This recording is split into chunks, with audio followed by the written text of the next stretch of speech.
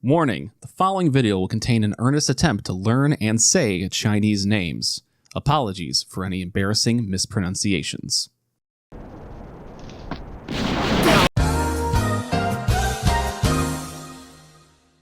I'm a fighting game guy. It's poisoned my brain, and it's the only way I can see the world. Fighting games in today's day and age usually have some sort of stable online infrastructure that allows people to play each other from the comfort of their own home. My favorite fighting game has an all-time online peak of only 3,400 and change. But that's not surprising given it is a more niche series and had stable online strapped onto it later in life. Other popular fighting games put up much better numbers, like Tekken 7 with 18,700 or Mortal Kombat 1 with 26,500. The newest Guilty Gear, the massively popular Strive, has a significantly larger all-time peak of almost 31,000. Good numbers, good numbers. Let me show you something real quick though. Those are the all-time numbers for Love is All Around, and they beat the goofy out of some of the most popular fighting games available right now. The only thing that could stand up to those stats is Street Fighter 6. So what the hell is Love is All Around? Well, outside of being a reminder on how niche the fighting game community is, Love is All Around is a dating sim released on October 17th, 2023 that took, well, not the world by storm, but China, which, as you may recall, is very big. With staggering player counts and over 30,000 reviews, it feels pretty confident to say Love is All Around is a stupendously huge success. It was even one of the finalists during the 2023 Steam Awards, being nominated for the Outstanding Story-Rich Game Award. This release is undeniably a big deal. If you are being blindsided to something this big coming out of nowhere, I think that speaks to just how massive Love is All Around was to breach into North American gaming spaces. The whole reason I was turned on to this game was someone on Twitter talking about how we Westerners rarely have a clue what the rest of the gaming world is doing, and citing Love is All Around as the single biggest release for China last year. The game is available with English subtitles, so it's taken on an English fan base as well. So, let's ask the $1 million question, or 7,111,600 UN question. What makes Love is All Around so damn popular?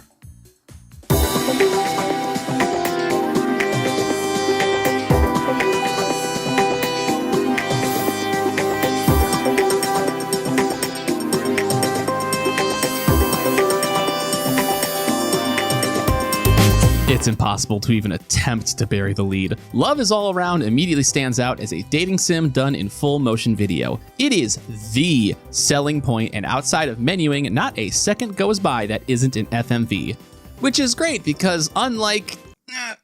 one second, let me crack my back, pluck out a gray hair. Back in my day, when FMV looked like it was encoded with a panini press, Love is All Around is shot in gorgeous quality.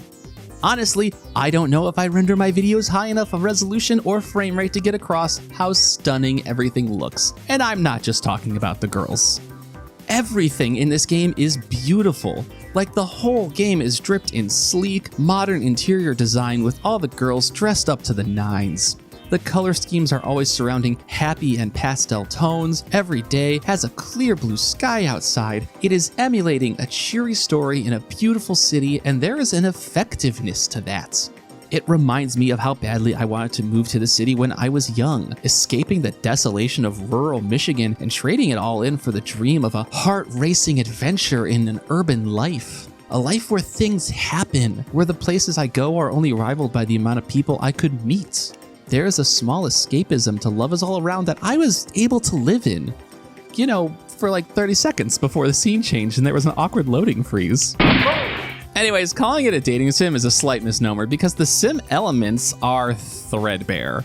Tokimeki Memorial, this is not. As much as it may be splitting hairs for some, it is important to note that this is really more of a structured visual novel story than a schedule and number tracker experience.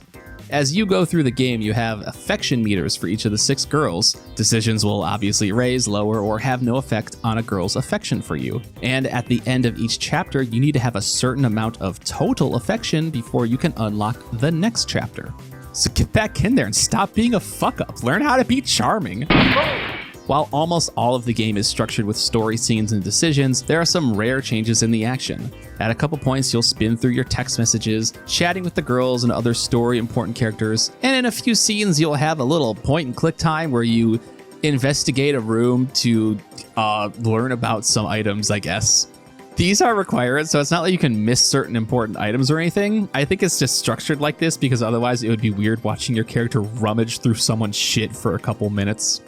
At the end of the day, the meat and potatoes are all the different choices you make. Some decisions are just right or wrong answers per a girl's affections, but others will branch the story off into a different area.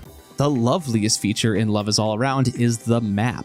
At any point, you can pause and see the branching path map, see what choices led where, and freely rewind to make a different decision at a scene. The only thing this is missing is that it doesn't tell you what each choice does for affection or what choices lead to what branching paths. It just shows that there are branching paths. This makes situations where you're trying to remember the correct answer for a purely affection-based question trial and error. Or it could be easy to forget what answer is the one that splits off the story in your intended way. But regardless, this is a huge quality of life addition that the game would be nightmarish guesswork without, and instead it turns it into a game that you can, and likely will want to, 100%.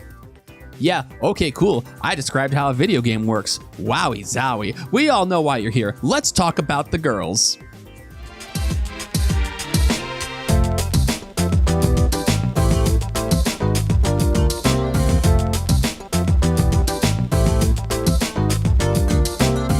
Love Is All Around introduces you to 6 girls over the course of 6 chapters. The free-spirited and adventurous nightlifer Zhang Jian, the tender-hearted and artistically inclined Li Yusu, the cute as a button but totally kinda broke Xiao Lu, the fucking goblin, parentheses, complimentary, living off daddy's paycheck who is your childhood friend, Shen Huixin, the MILF Lin Huaqin. She's breasting boobily and has a kid. What do you think is going on here? And finally, the powerful all-business businesswoman, Zhang Zhen. There's also your best friend, Liu, and oh yeah, most important person, you play as Guye, a failed entrepreneur who has moved into the city to possibly escape, possibly work off his business debts. He might also be an unattractive loser. Yeah, it's kind of said out loud a couple times that Guye might not exactly be quite the looker. His voice acting makes him sound a little dopey, and more than anything else, I think he just comes off like a bit of a fucking moron. Obviously, there are choices you can make that have Guye come off as more or less intelligent, but even during normal scenes, it's hard not to feel like this guy is purposely kind of just a fuck up. It's not enough to have 6 total knockouts orbiting you for 0 discernible reason. We gotta make sure that gap is widened by the player character having redeeming qualities you have to go digging for. There's some story reasons behind this, but Guye is someone who both held multiple jobs while being flat broke and maybe having no employment. The most definable aspect to Guye is that he is a talented painter. Like, if there is one thing that feels central to Guye as a character, it's that he's an artist. It's the one wrinkle to him that isn't given by your choices, and the little piece of something that elevates him past a completely blank slate flavored loser. Jay, I thought we were supposed to be talking about the girls. Well, buddy, we kinda did. Love Is All Around is not exactly the deepest swamp in the wetlands. Characters don't undergo a romantic deepening of character as the game progresses, and part of that is due to the way the game is played.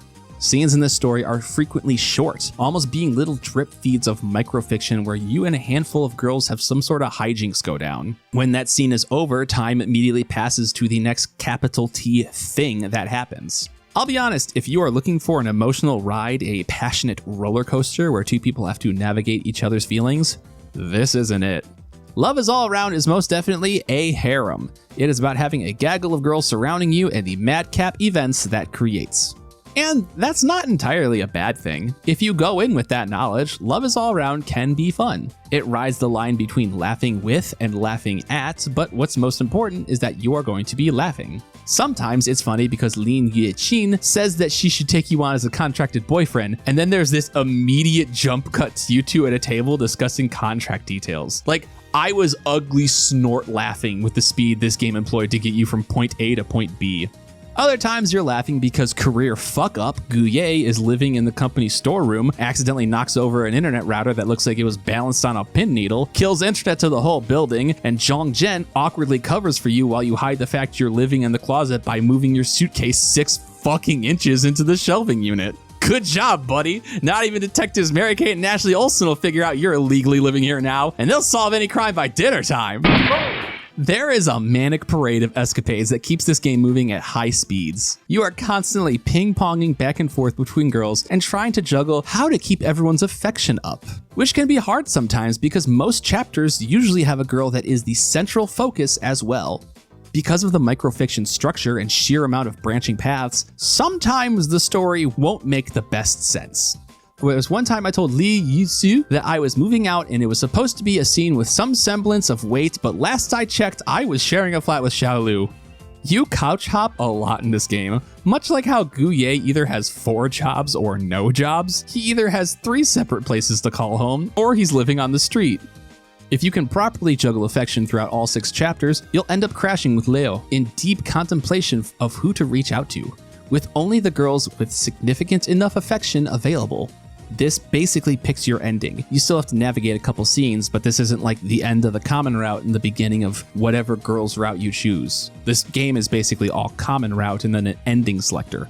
So you pick whoever you've been working on, woo them one last time, and then ride off into the sunset together. But not before you get a repeatable scene where you can do the wrong answer as many times as you like before getting the right answer. There's even chivos for doing it wrong a bunch of times, which is peak comedy, like watching you continuously botch Zhongzhen's eyebrow makeup or play the palm slapping game with Xiaolu and make her look like a chump. Oh, so close, honey. Give it another shot. You got this. Oh, it's just a little fast for you. Skill issue. All in all, this only takes a couple hours, so you'll want to restart the game and hunt down the additional paths and endings. This is where Love Is All Around begins to fall apart.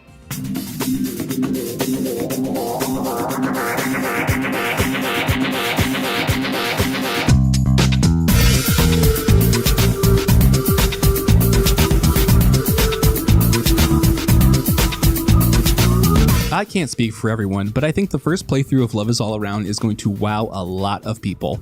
It's hard to keep up with all the tomfoolery that happens across Guye's hilarious harem adventures, so it's enjoyable to just buckle up and enjoy the ride.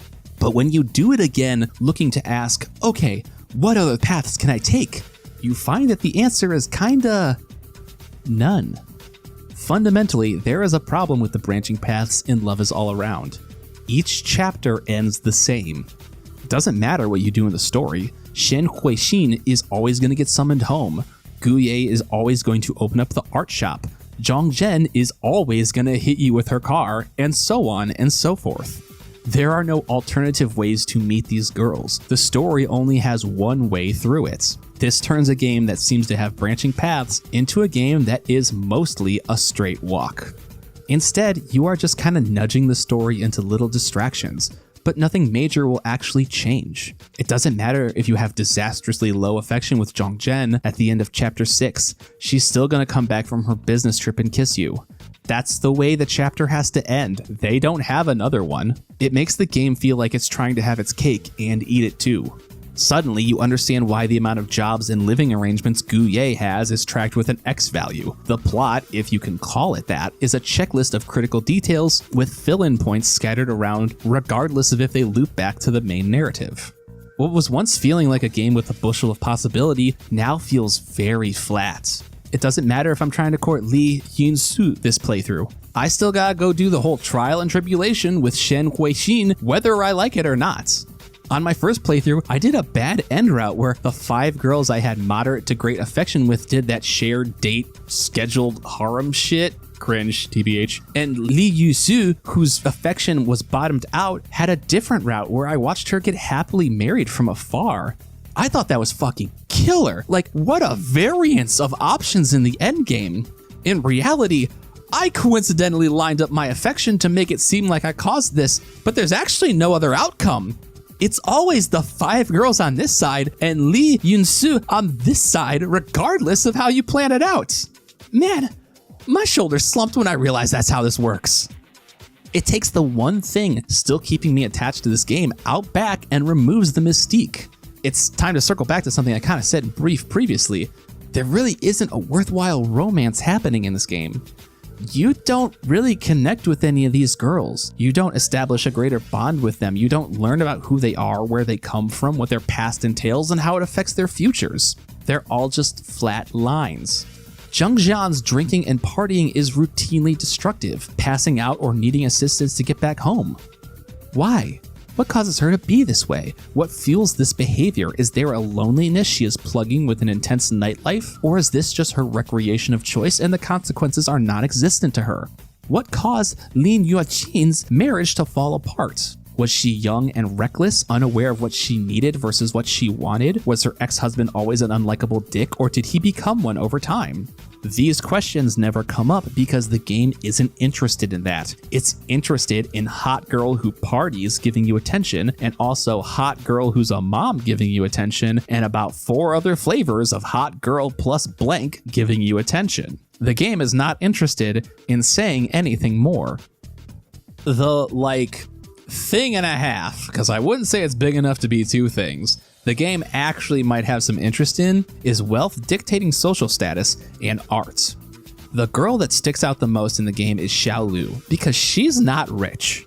Everyone else is fucking moneybags. They all have lavish houses with stunning interior design and a closet of outfits that dazzle the eyes. Xiaolu is broke. She's sharing a flat with you as a roommate. She mostly dresses modestly, budgets out her finances, and I think is the only girl you see in the game pedestrian enough to wear a graphic tee. Again, the game never really gets into this, but between Xiaolu being a penny pincher and Guye being someone who is societally defined by his debts, you can sense that there is a camaraderie between them, especially when the rest of the social circle is dripped out with money to spare. Close to her ending, Xiaolu will admit that if Guye was to choose any other girl, he would probably have a more stable life. You can just read through the lines enough to pick up on class concerns surrounding financial wealth and debt. Art is the other thing that feels like it might actually be a thing. Cool use of English, Jay. You're fucking killing it. Li Yusu being an art curator allows her and Guye to actually have something to talk about. They both relate to paintings, and if you choose your answers correctly, you'll learn that Li Yunsu were acquaintances before. They were friends on an art forum years ago, but never were able to meet up and visit each other in real life. With art being one of the few pieces of personality Guye has, he and Li Yunsu have an actual connection, like a fucking concrete interest they can both relate to. Furthermore, I get the feeling that Li Yunsu is the closest this game has to a true route or canon girl. Not only does she have more history with Guye, because any history is more than zero history, but in the final chapter, she's the only one who has her own path, instead of partaking in the cringe-ass harem dating. There are a number of endings to this game, some good, some bad, and some are just like shortcuts to the end for being the goodest of good boys. But Li Yunsu is the only girl who has an ending that can hijack any of the other girls' routes. Keep your affection with her high enough, and right before you get to one of the other endings, Li Yunsu can text you and say that she called off her wedding. Instead of this being some big emotional "take me back, my love" moment, it ends with the both of them talking about art. And it's probably the most human scene in the game. It's the one thing that doesn't feel like a vapid girlfriend simulator. They just chat about their interpretations of famous paintings. In this final moment, Love Is All Around feels like it has character to it. That's what I mean when I say Love Is All Around is shallow. This ending is a rarity. It's on an island by itself. Everything else in this game is so lifeless and flat. There's no romance to cling to, no drama to grip you, no twists or turns, no character developments, nothing learned, nothing gained, just a handful of chuckles and the thrill of real-life beautiful women speaking to you with direct eye contact. But this is such a hot product. It's putting up all-star numbers. That seriously can't be everything, right?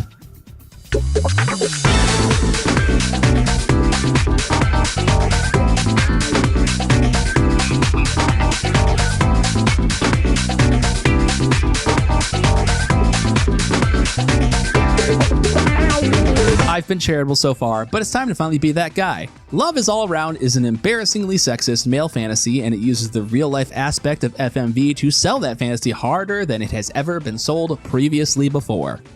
The women in this game do not portray actualized humans, they exist only to serve the attention and interest of the male main character, who is a mostly blank slate stand-in for the player. They are objectified in the most literal sense because they feel like plastic objects. There's a variety of ways we could discuss this aspect of the game, but for me, the most pressing one is that it makes it really fucking boring.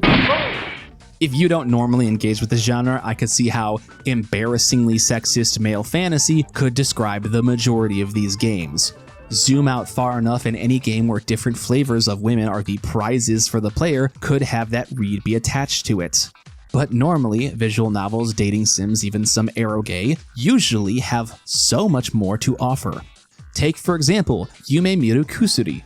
This 100% falls into the category of, as I so eloquently put it back in the eroge girl pop video, fucking high school girls. But that's not what it's about. That stuff is in there because of genre convention and expectation, something that plagues a ton of visual novels. But the actual core of Yume Miru Kusuri is the emotional turbulence each heroine goes through. That's what supports the game, not the erotic elements. And it's also not like Yume Miru Kusuri is a standout in the genre. It's a purely okay game, and I purposely use it as an example because it shows that even a purely okay game has way more depth than Love is All Around. Even if you look at dating sims, which Love is All Around sells itself as, but really isn't, there's at least a mechanical depth at play. I haven't seen anyone go around decrying Baldur's Gate 3 as pervert shit, and that's likely because any erotic content is couched in the fact that Baldur's Gate 3 is a full-ass, densely designed role-playing game.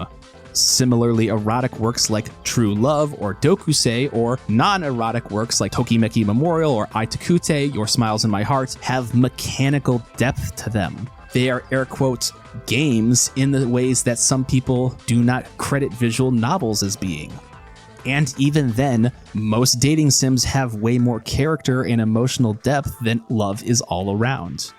Dokusei in particular is a classic standout for the genre, and when you see how well it weaves a sim life game based on schedules and locations with a cast who all have wants or needs that tie into the whole of their character, you can see just how much Love is All Around is fucking bench-warming in hopes of stepping up to the plate. In a roundabout way, Love is All Around feels more pornographic than these games that actually have nudity in them. Unless you're coming to this game for the voyeuristic privilege of having the attention and eye contact of beautiful women, there isn't a whole lot else here for you. Again, it's comedic, sometimes of its own accord and sometimes not, but there's no story or romance or anything really to sink your teeth into. However, you get the feeling that the game knows what it is and who it's for. After every successful route, you unlock the ending in the gallery, like you would in any game, but you also unlock a bonus video from that route's girl. It's a quick little cell phone recording, but there's one massive difference to these. They aren't to Guye. None of the girls mention Guye by name, and even if there is a facsimile of the conversation happening, Guye isn't talking. This is Love is All Around saying the quiet part out loud. The game leans into parasocial depictions of lovers. But you don't need to look that far. The Steam store page should give you enough of a heads up. The devs about us should be your first clue. We are Intini.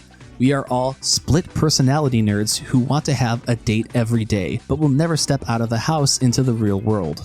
Therefore, we would like to use interactive video as a tool to create one fantasy dream after another, to create dreams for players, and to make our dreams come true for ourselves. The more you read the store page, the more it's spelled out for you. It knows what it is, and the creators know what they're making. And if you run through the reviews, you can see that they found their target market. There are waterfalls of positive reviews quickly lamenting their loneliness, either with the tone of sarcastic comedy or actual admittance. I use the term girlfriend simulator a lot as a joke, but this is one of the times I mean it somewhat seriously. It also lays bare why the game comes off so sexist. A bunch of lonely males writing Candyland scenarios about beautiful women falling in love with them lack the desire or experience required or what have you to write the women as fleshed out characters with dimension. This may be one of the deepest points of the Uncanny Valley. Never before have romantic interests come off looking more real due to, being real, but act so eerily unhuman because they're all written with a base flatness you don't see in real people. Dating sims, visual novels, what have you, have a massive history behind them, and much of it orbits around romancing cute girls. How do you interact with them? How do you write them? And maybe most pressing to Love Is All Around, how do you visually present them? Can high-polished FMV really band-aid over something this empty? In the case of Lin Yuechin's ending, it sure the fuck can't. I need like a hot 5 to go off. If you want some really weird sexism, Lin Yuechin's ending has got you covered. During her ending, she upfront asks you if you have any misgivings about her being a single mother and if that would affect your relationship. This is a jump off point if you want it to be, but obviously you say yes, and she asks you to marry her, which is moving extremely fast, but whatever, I'm not here to cast judgment. Guye accepts, hip hip hooray, I throw confetti for the happy couple. The very next scene is Lin Yuechin asking you to help out putting away groceries and asking if you can help out taking her son to his grandparents, and the music is all dour, and Guye is obviously checked out, and like, what, motherfucker? The second after you guys get hitched, you realize there's work to be done in being both a husband and a father? Lin Yuechin kinda half-teasingly apologizes for bossing you around, and you can abort the ending here if you want to, if you're a fucking monster, or she says she'll cook you some goodies if you choose to stay with her. And then the actual ending, the little repeatable ending doohickey thing, is you and her looking at how messy your house is, and her saying that if you can repeat one of her yoga poses, she'll take care of the mess. Do your little repeatable answer deal until you find the pose that sends the most blood to your penis, and then Guye, the generational fuck-up, blows every tendon in his forearm and calf, meaning that Lin Yuechin has to clean up the house. An act you fucking watch, and that's it! That's the ending! You get her credits after that! Her ending route is you getting married, being disinterested in basic husband or fatherly duties, and then watching her clean the house because you're a fucking helpless fail man! Get the fuck out of here! There's not a lot of English writing on Love Is All Around out there, most of which is very surface level, but Yi Zhangheng and He Tikong of Chinese website Sixth Tone have a feature that looks into the game from the perspective of its homeland. As one may expect, the game's hit status comes off the back of male players, many of which see it as a utopic escapism. It also mentions cultural issues like the anxieties of wealth in Chinese society, or relevant influences like how the microfiction format is based on the Chinese TikTok, Douyin, trend of stories like this. Name dropped specifically is the series called Meeting Her. Other reporting from Sixth Tone tells us that these ultra-short dramas are expanding into a massively lucrative industry in China, with a 2023 report from the China Netcasting Services Association saying a whopping 95% of internet users use short-form video apps. Love Is All Around has a laser sight directly on what Chinese consumers want, making its success a lot less shocking with the cultural context. But what the article also shows is just how pitiable the player base is. There are some lines from the players who were interviewed that feel like parody.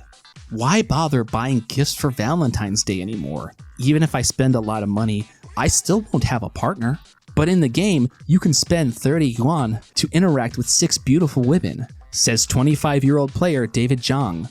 Elsewhere in the article, Professor Quang Dugang and Associate Professor Suin Jing briefly touch on the cultural aspects relating to this work's success. Quang Dugang attributes the popularity of traditional male fantasies and has some concerns regarding the gender and feminism debates in China, a notion that Suin Jing also finds concerning.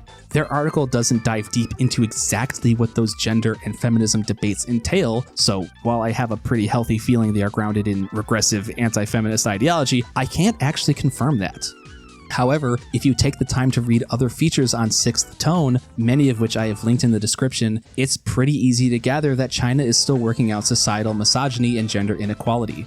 From stories of women taking up boxing or getting buzz cuts to expand themselves past China's traditional ideas of women being thin, soft, and housewives, to a feature on a woman who decided to forego the tradition of being paid thousands of dollars for the price of being a bride, because she felt it was akin to human trafficking having that large of a price point on her marriage.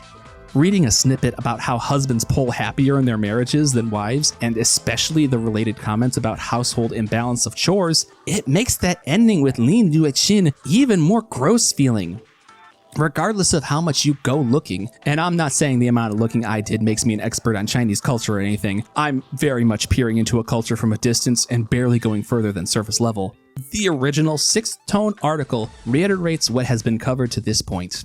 The game has male gaze and misogyny warped together like peanut butter and chocolate. It occasionally took restraint, but I've purposely not wanted to dunk on this game and its fans. There is an honest sadness to all of this, to something this blatantly dull of a hetero fanfiction resonating with thousands upon thousands of people who were either in want of or in need of this fantasy. There's one English review from a person who seems deeply aware of their situation, racked with anxiety and depression, and while acknowledging that this is a personalized parasocial experience, still felt a love from this game they don't think they will ever feel again. To the people who this game filled a hole for them, I mean this without any snark or pity. I hope you got what you needed from this. But I also hope you come to realize that there's still so much more out there.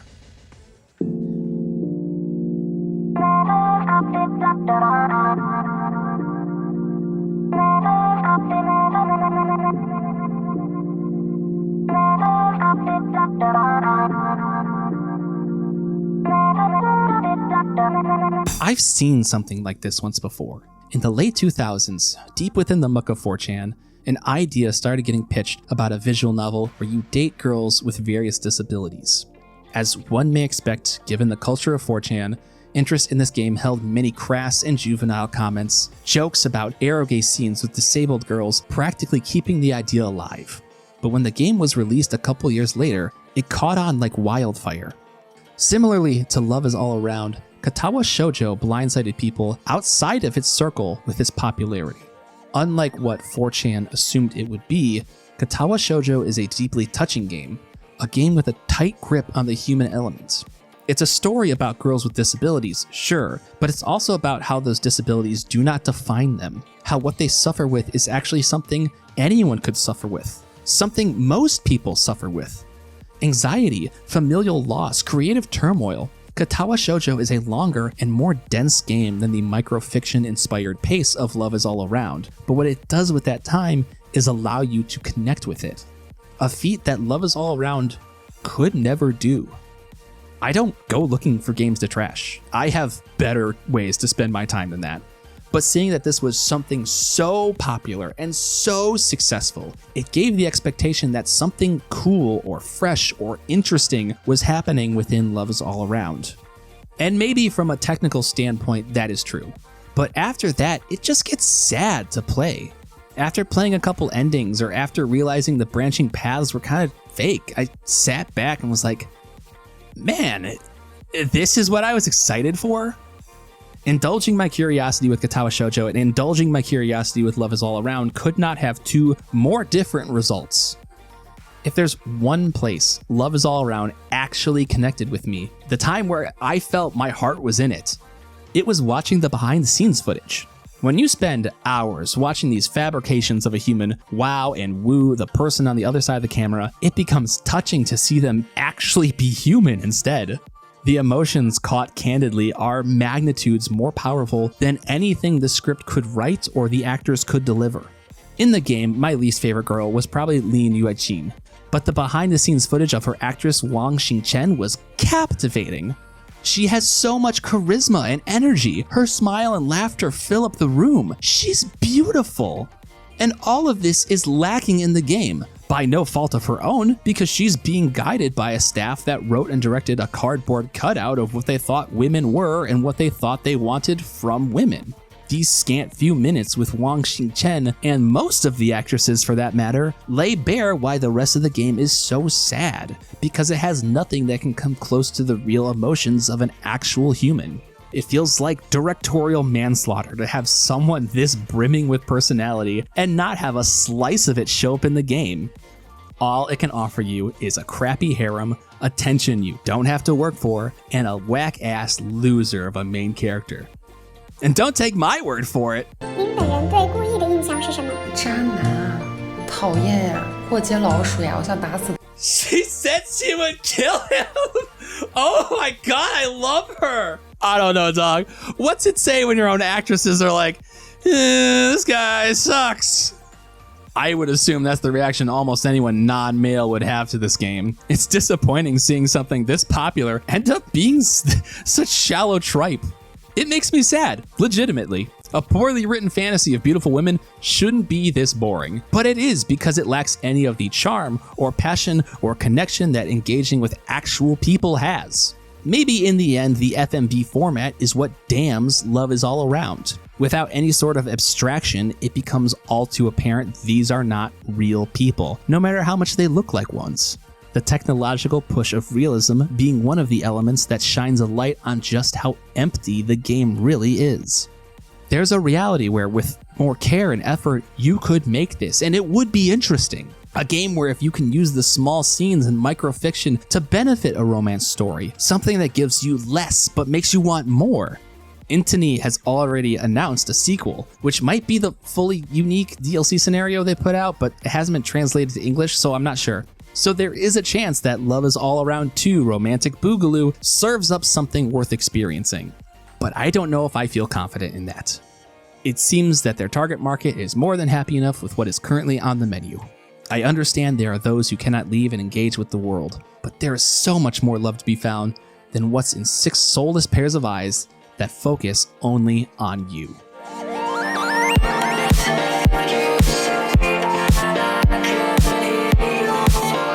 Post-Production Jay here. Just wanted to say thank you to everyone for making it all the way to the end of the video. Assuming you didn't just click around and make it to the end, hope you enjoyed all of it. If you could be so kind, I'd appreciate any sort of likes, comments, subscriptions, anything that helps engagement on these videos. I make disastrously unalgorithmic content on this platform, and anything you can do to put more eyeballs on it would be greatly appreciated.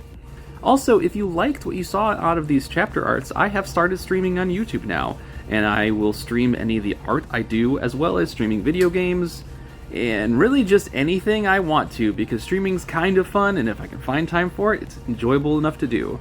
So with that, thank you again for watching, hope to see you in the future, and the next video might take months, because it's probably going to be the Final Fantasy VI one. That's going to be big. Later.